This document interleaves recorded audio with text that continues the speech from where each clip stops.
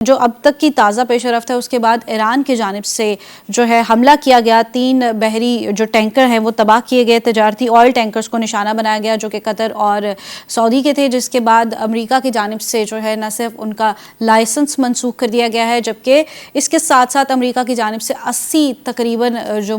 مقامات ہیں وہاں پر میزائل داغے گئے ہیں، اور ایران نے بھی اب ان کا جواب دینا شروع کر دیا ہے۔ تو وہ ایک پیس ٹاک، ایک پیس معاہدہ جس کے لیے ہمیں کئی مہینے لگے، اور پاکستان نے اس میں ایک بڑا اہم کردار ادا کیا، اور بہت سارے ممالک اور تمام دنیا یہی چاہتی تھی کہ یہ جنگ بندی جلد سے جلد ہو جائے۔ وہ جنگ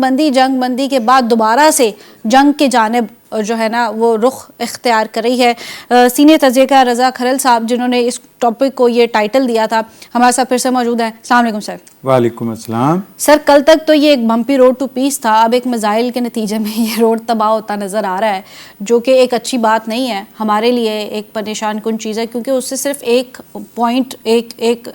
ڈپارٹمنٹ جو ہے وہ متاثر نہیں ہوتا، اس سے ملک متاثر ہوتے ہیں۔ کیا کہیں گے؟ بالکل، یہ اپریہنشنز تو ایسی تھیں کہ یہ سپوائلرز بھی بے شمار ہیں بیچ میں، اور ان سپوائلرز نے جیسے لیبنان میں رول پلے کر رہے ہیں کہ اسرائیل مسلسل حملے کر رہا ہے، تو یقیناً بارہا ایران کہہ چکا ہے کہ اس کے انٹرسٹ اور اس کے بہت سارے مفادات ان ملکوں کی سلامتی کے ساتھ بھی جڑے ہیں، تو اس لیے انہوں نے بار بار اس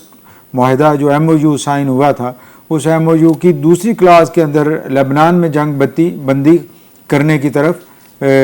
سب سے پہلی بات کی گئی تھی، اور اس پہ امریکہ نے بھی کمٹ کیا تھا کہ جنگ بندی کر دی جائے گی اور اسرائیل کو باز رکھا جائے گا کہ وہ یہاں حملے اب نہ کریں، لیکن ایسا نہیں ہو سکا۔ ایک تو یہ کہ ایک مسلسل یہ،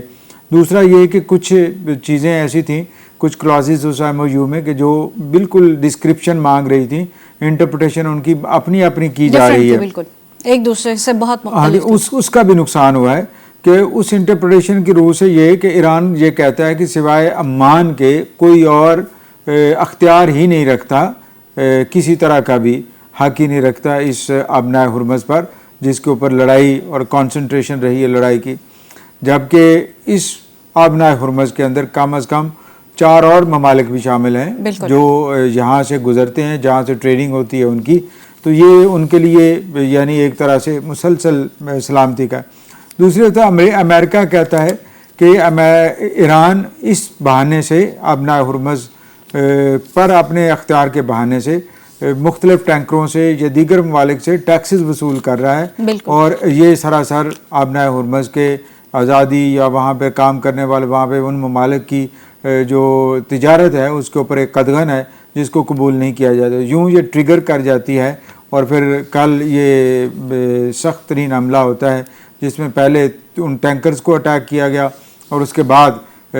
جواب میں 85 مقامات پر امریکن فورسز نے حملے کیے، اور اس کے نتیجے میں کئی مقامات پر نقصان بھی ہوا، جانی نقصان کی بھی اطلاعات ہیں، اور یہ انتہائی افسوسناک ہے، اور اس جنگ کے کئی اثرات ہوں گے۔ بالکل اثرات ہوں گے، لیکن سر دیکھیں، اگر ہمیں بہت وقت لگا دو ممالک کو ایک نیگوسیشن ٹیبل پر بٹھانے میں، اینڈ دین اس نیگوسیشن کو کامیاب کرنے میں، اور اگر ہم آج کی صورتحال دیکھتے ہیں اور جس طرح سے امریکہ کا بیان سامنے آیا، اینڈ دین ایران آگے سے رسپونڈ کر رہا ہے، تمام جتنے بھی مذاکرات اب تک ہوئے تھے وہ square to zero is equal to zero پہ چلے گئے ہیں، تو اب جو پیس نیگوسیشنز ہیں وہ کس پوائنٹ سے اب سٹارٹ ہوں گے؟ اچھا، یہ بڑی دلچسپ بات ہے، یہ بڑی دلچسپ بات ہے کہ اس میں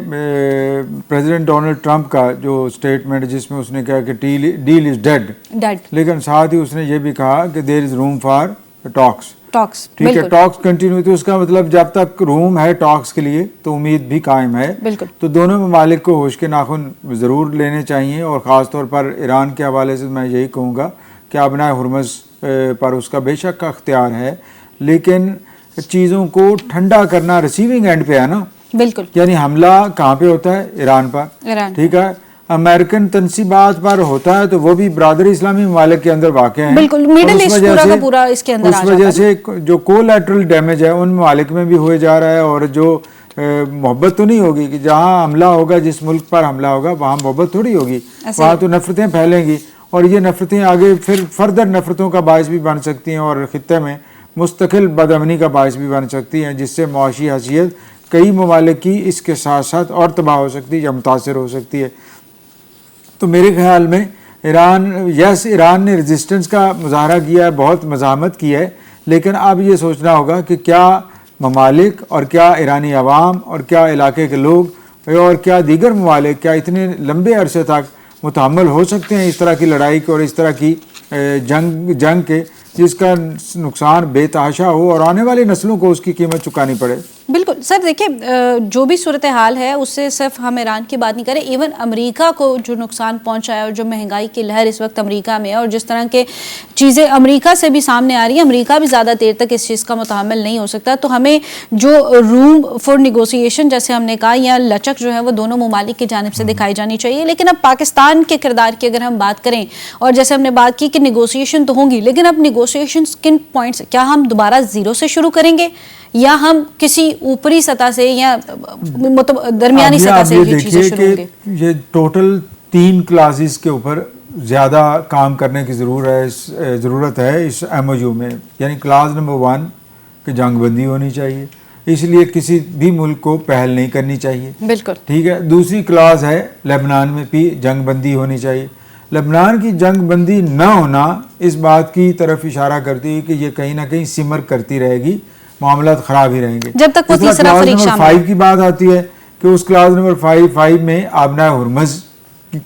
کی آزادی اور آبنائے ہرمز میں بلا روک ٹوک آمد و رفت جہازوں کی ہونا ضروری ہے. تو یہ تینوں چیزیں جو ہیں یہ ڈیبیٹیبل ہیں اور تینوں میں ہی اپنی اپنی انٹرپریٹیشنز ہیں. اس میں اب ثالث ممالک ڈیفینیٹلی یہی سوچ رہے ہوں گے کہ ان کو دوبارہ ان کے ساتھ نیگوسیشن کیا جائے اور ان 3 کلاسز کو ایڈریس کیا جائے. اگر یہ 3 کلاسز ایڈریس ہو جاتی ہیں تو یقیناً تو یہ پیس ڈیل پرماننٹ ہو جائے گی. اور اس کا یہ کہنا پریزیڈنٹ ڈونلڈ ٹرمپ کا کہ وہ جو اس ڈیل کو ڈیڈ سمجھتے ہیں یا ڈیڈ ہو گئی ڈیل, تو یقیناً وہ اب بہت سارے ایسے مقامات میں نے دیکھا ہے ان کے بیانات کو کہ وہ ریورس بھی ہو جاتے ہیں اور ریورس کر لیتے ہیں اپنے بیانات کو اور سافٹ کارنر بھی کریٹ کر لیتے ہیں. امید ہے یہ سافٹ کارنر کریٹ کر لیں گے, لیکن ان 3 کلاسز پر ڈیبیٹ ہونا ضروری ہے اور ان 3 کلاسز کو ہی ایڈریس کیا جانا چاہیے. اگر یہ ایڈریس ہو جاتی ہیں تو یقیناً خطے میں بھی امن ہوگا, دنیا میں بھی امن ہوگا, اور جو تجارت اور معیشت بری طرح متاثر ہو رہی ہے وہ دوبارہ سے بہتر ہونا شروع ہو جائے گی. سر, پاکستان کے کردار کے حوالے سے آپ کا کیا خیال ہے؟ پاکستان کا اگلا سٹیپ, کیونکہ ابھی تک کوئی باضابطہ کوئی اس طرح کی چیز سامنے نہیں آئی ہے, بٹ ڈیفینیٹلی چونکہ پاکستان بھی اس پیس ٹاکس میں سب سے اہم کردار ادا کرتا آیا ہے اور سب سے آگے رہا ہے, تو اب آگے پاکستان کی پیش رفت کس طرح سے ہوگی؟ ڈیفینیٹلی پاکستان اس سے پیچھے بھی نہیں ہٹے گا کہ پاکستان نے بے شمار انویسٹ کیا ہے اس امن کو بحال کرنے کے لیے, امن کی طرف لانے کے لیے ان ممالک کو. تو پاکستان وزیر اعظم پاکستان شہباز شریف اور field marshal general Asim Munir صاحب یہ سارے اب ڈیفینیٹلی متحرک ہیں اور کسی طرح سے بھی ان کو مزید